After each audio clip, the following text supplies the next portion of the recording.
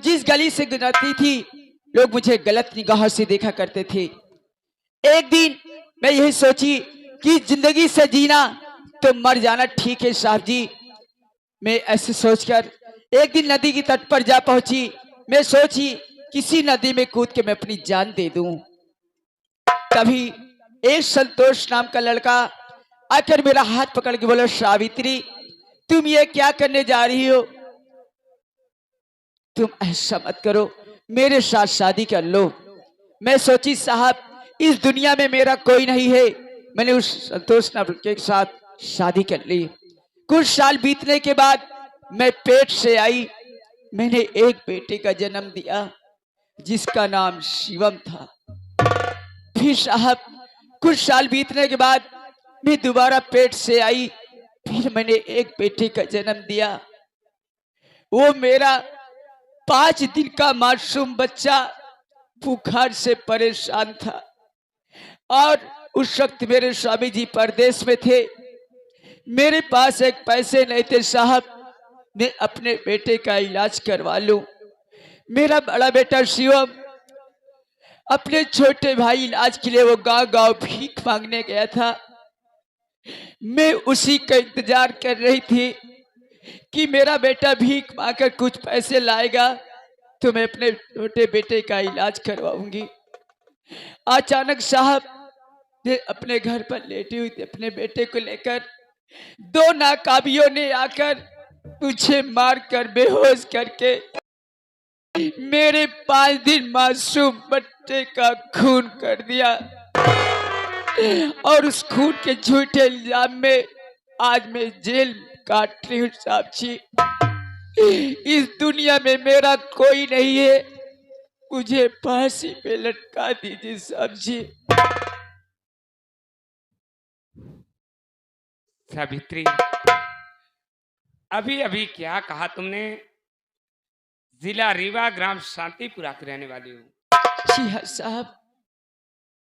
तुम्हारा नाम सावित्री, तुम्हारे एक भाई जिसका नाम क्या बताया? साहब जी मेरे भाई का नाम शेखर था, लेकिन जब मेरे भैया मुझसे बिछड़े बहुत छोटे थे, लेकिन आज मेरे भैया 35-40 वर्ष के बीच से होंगे साहब जी।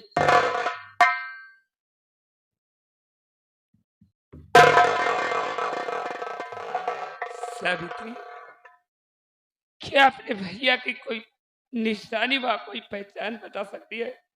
मैडम माया, सावित्री के हाथों की हथकड़ियां खोल दी जाए।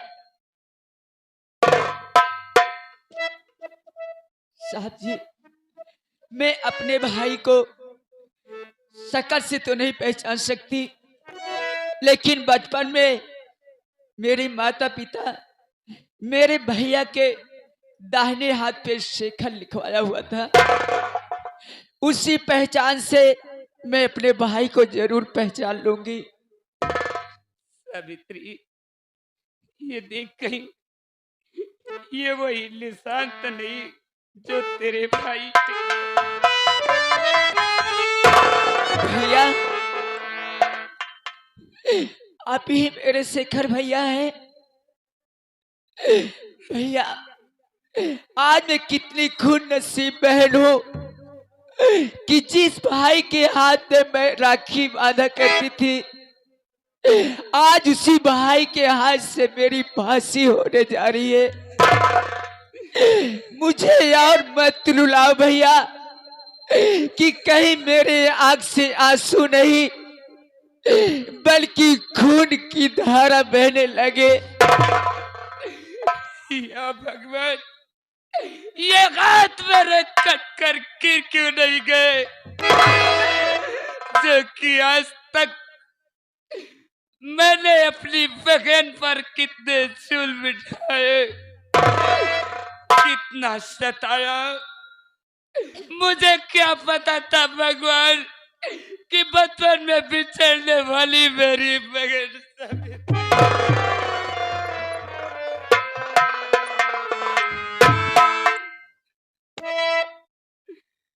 बहन। भैया आज एक हफ्ता पहले तुमने बता दिया होता मेरी बहन, तुम्हें अदालत से पैरवी करके तेरी सजा कम से कम करवा सकता था। लेकिन ये अभागा भाई कानून के हाथों मजबूर है बहन, तेरे लिए कुछ नहीं कर सकता।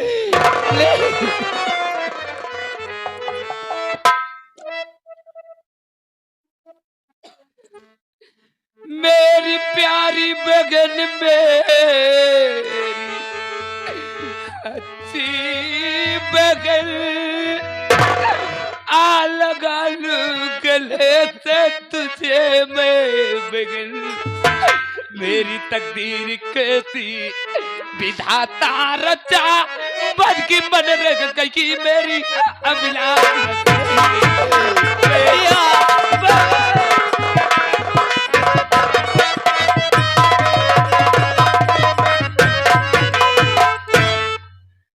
मेरी बहन भैया आज तुझे फांसी होने वाली है। ये अभागा भाई तेरे लिए कुछ नहीं कर सकता। हो सके तो इस अभागे भाई को माफ कर देना बहन, माफ कर देना बहन। भैया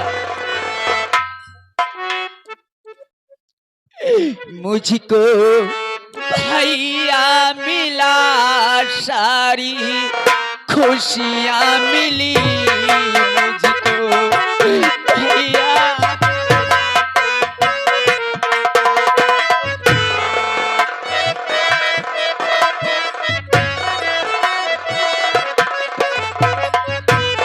मुझको भैया मिला, सारी खुशियाँ मिली मुझको भैया मिला, सारी खुशियाँ मिली। ऐसे भाई पे तो मैं कुर्बान।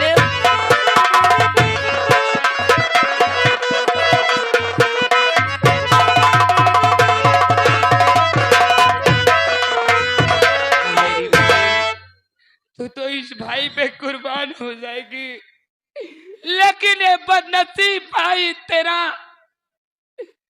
तेरी राखी का कर्ज नहीं अदा कर सका मेरी बहन। भैया मैं आपसे हाथ जोड़ के विनती करती हूँ कि फांसी की ताकत पे लटकाते हुए मेरी आंख पर पट्टी बांध दो, क्योंकि मैं इस आंख से आपको फांसी लटकते नहीं देख सकती भैया। मेरी बहन अगर मैं तुझे छोड़ देता हूँ तो लोगों का कानून से विश्वास उठ जाएगा मेरी बहन। लोग नहीं सोचेंगे कानून केवल गैरों के लिए बना है, सगे अपनों के लिए नहीं। इसलिए ये कहने का मौका नहीं दूंगा। अपना गम गम, दूसरों का गम कहानी, अपना खून खून, दूसरों का खून पानी। मेरी बहन ये तेरा भागा भाई कानून के हाथों मजबूर है। इस वक्त मैं ड्यूटी पर हूं, तेरी फांसी का वक्त हो गया है। मैडम आया, सावित्री को फांसी के तख्ते तक ले जाया जाए और इसके चेहरे पर नकाब डाला जाए।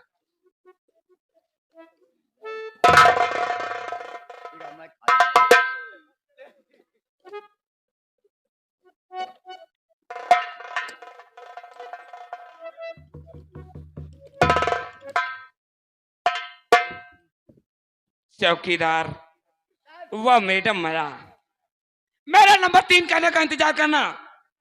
नंबर 3 कहते कि फांसी का फंदा टाइट होना चाहिए। Number 1, number 2। रुकिए रुकिए ये साहब जी रुक जाइए, इस तरह से तुम फांसी लगाओ नहीं। अरे वो तो निर्दोष दोषी बनाते हो क्यों?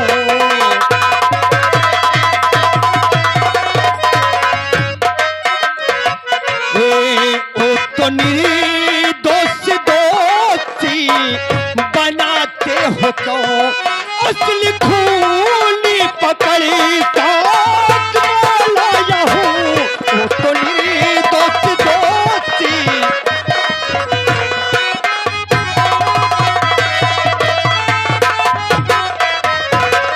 साहब सावित्री निर्दोष है साहब, असली गुनहगार मेरे साथ में आए हैं। क्या? आप मेरे बड़े भैया से बात करिए। ओ प्रदीप की हार्दिक स्वागत। ओ पंकज, जी सर। जेल से भागा हुआ मुलजिम। हेलो साहब, कोई कैदी अगर जेल से भागता है तो दोबारा उसी जेल में आएगा? कभी नहीं, ऐसा हो ही नहीं सकता।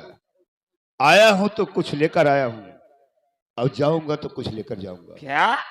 जिसकी फांसी होने वाली थी ये मेरी अनुज बधू है। इसके ऊपर इल्जाम है कि इसने अपने 5 दिन के मासूम बच्चे का खून किया, यही ना सर? यही ना। और मेरे ऊपर इल्जाम है कि मैंने अपनी सौतेली माँ का खून किया ना साहब। लेकिन आज हमारे पास 2 सबूत ऐसे हैं साहब कि अभी दूध का दूध और पानी का पानी दोनों अलग हो जाएगा। कौन से सबूत हैं? पहली सबूत सर, वो जो काली भैंस बैठी है, और दूसरी सबूत साहब वह कोढ़ी भाई खड़ा है। इनसे आप तहकीकात कीजिए कि कौन है असली कातिल।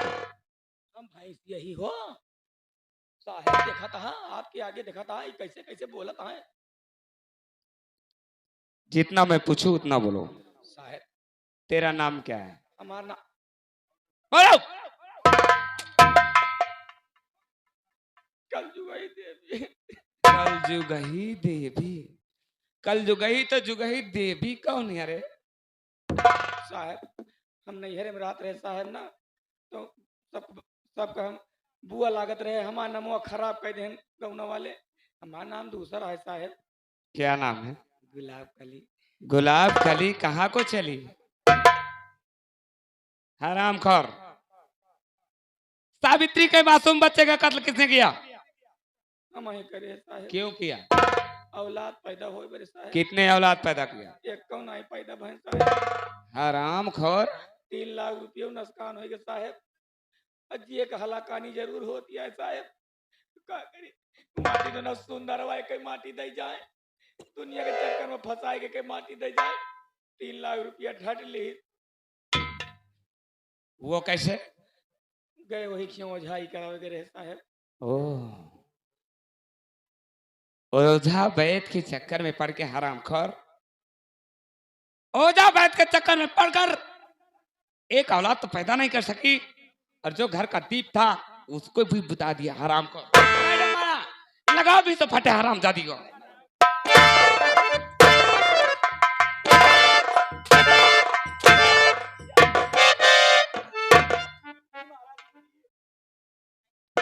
हरामखोर, बैठ जाओ वहीं पर। क्या रे बुढ़े खुसट कोढ़ी, काम यार।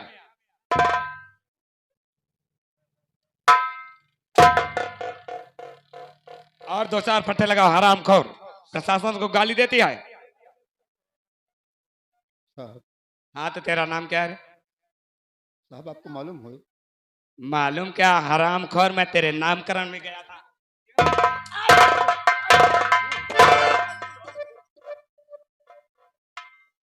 क्या नाम है? जगन्नाथ सिंह जाहिल। जगन्नाथ सिंह जाहिर। जाहिर का मतलब समझता है? हरामखोर, अनपढ़, गवार। तो पढ़ा लिखा नहीं साहब। सो तो नाम ही से पता चल रहा है। ये बता, किसी दिन तुमने फोन किया था हाँ साहब, कह रहे। कि मेरी पत्नी पार्वती का खून हो गया? जी साहब। और जब मैंने कहा हरामखोर घटना स्थल पर मौजूद रहना, तो गायब कहाँ हो गया था बे? अरे साहब साहब, महाराज महाराज महाराज साहब।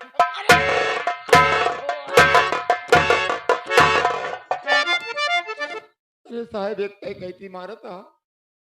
साहब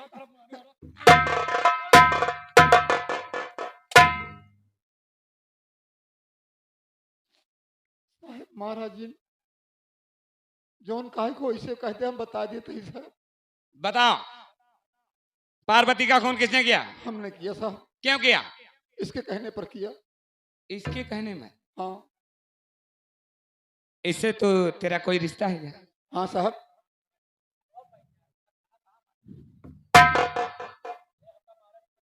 क्या रिश्ता है रे?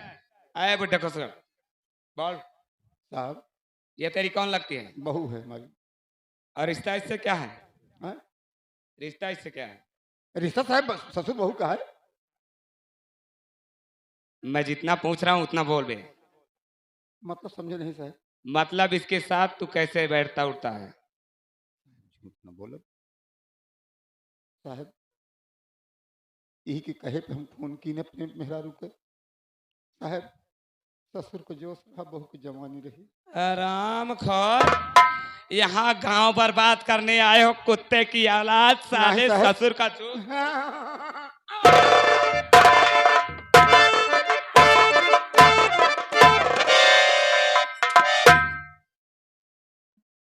आराम खोर, तुमने गुनाह किया है और ये भी गुनाह किया है। तुम दोनों को सजा मिलेगी, बराबर सजा मिलेगी। और सजा ऐसी दूंगा ना किसी कानून की डायरी में लिखी होगी और ना ही किसी मुलजिम ने देखी होगी। ये साहब यह सजा चाहिए साहब। कौन सी सजा चाहती है? साहब ऐसी सजा दे साहब, कानून की डायरी में ना लिखी हुई ना साहब। हम तो वह सजा दे साहब जहाँ खूब बकरा गोश्त मुर्गा गोश्त खाए के मिले। ओ, बकरे और मुर्गे का गोश्त खाएगी, मांस खाएगी। हराम खोर, 5 दिन के मासूम बच्चे का खून पी लिया, उससे तेरा दिल नहीं भरा। हराम खोर, मांस तुझे मिलेगा, अवश्य मिलेगा। तुमने जो सजा की मांग की है वो सजा जरूर पूरी होगी, लेकिन मांस मिलेगा, बकरा मुर्गे का नहीं, इस बुढ़े खूसट कोढ़ी का। तुम दोनों को एक ही हथकड़ी में कैद किया जाएगा और एक ही बैरिंग में बंद। नहीं साहब, हम कोड़ी की संख्या जी बंद कर हम घोड़े की दे। क्यों? हम जीते जी मर जाए। इससे पहले तो खूब अच्छा लगता था। साहब हमका मंजूर है। तुम्हें मंजूर है ना? हाँ साहब। तुम्हें क्यों नहीं मंजूर होगा हराम खोर? तुम्हें तो और भी कार्य करने हैं ना? नहीं साहब, कार्य कर ले नहीं साहब। मैडम इस कलजुगही देवी को अरेस्ट करो। संगे जिनका राम का अकेले ए दीदी हम बैठ के संगे जीवन करा मोर चौकीदार, इस बुढ़े खुसट कोढ़ी को भी कैद करो। चलो चलो कोहली साले, तुम्हें साले छूंगा नहीं।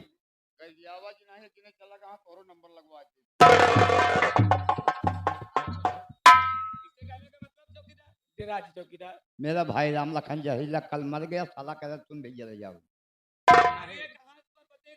हमारे पास दवाइयाँ उनके रहे, उनके मरे हम राबे ने नहीं जिया ले तो कम जिया ले। हम जहाँ वहाँ पहुंचे तो कल दूर जने को बोला चलो।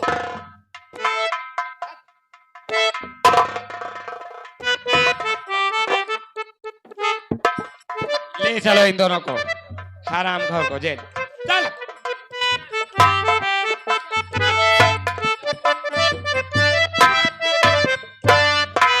हाँ तो साथियों, ये रही संगीत हमारे माननीय मास्टर विनोद कुमार डांसर जी के जरिए खेली गई संगीत का